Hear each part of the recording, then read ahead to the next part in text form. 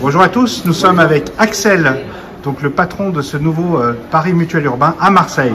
Axel, dites-nous pourquoi est-ce que vous avez décidé d'investir dans cet établissement? Par rapport au charme des lieux, la façade qui colle très bien avec le projet du Paris Mutuel Urbain, c'est-à-dire du bistrot parisien à l'ancienne. Nous avons une façade tout en bois, des moulures. Nous avons un intérieur qui colle à la façade également avec des soubassements en bois, quelque chose de vraiment atypique, vraiment français du bistrot parisien. Donc nous avons vraiment eu le coup de cœur pour ces locaux et pour démarrer notre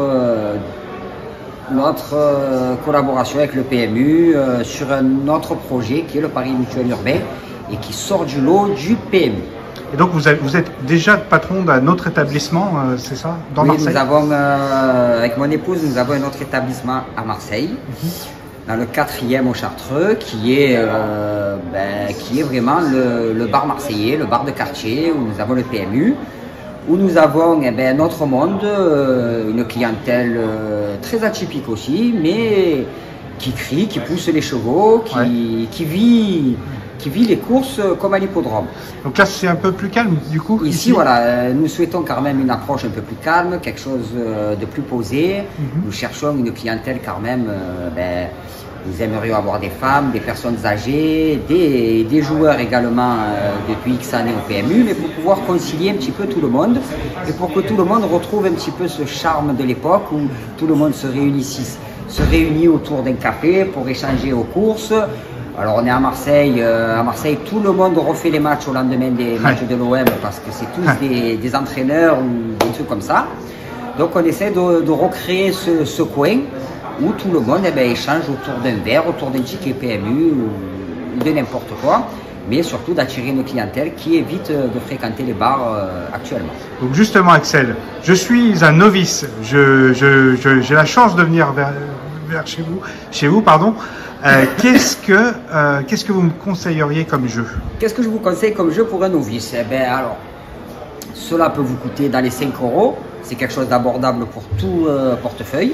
Oui. Avec ces 2 €, vous pouvez jouer un quintet. Vous choisissez 5 chevaux avec un cheval de complément. Le cheval de complément va vous orienter s'il y a un non partant au dernier moment.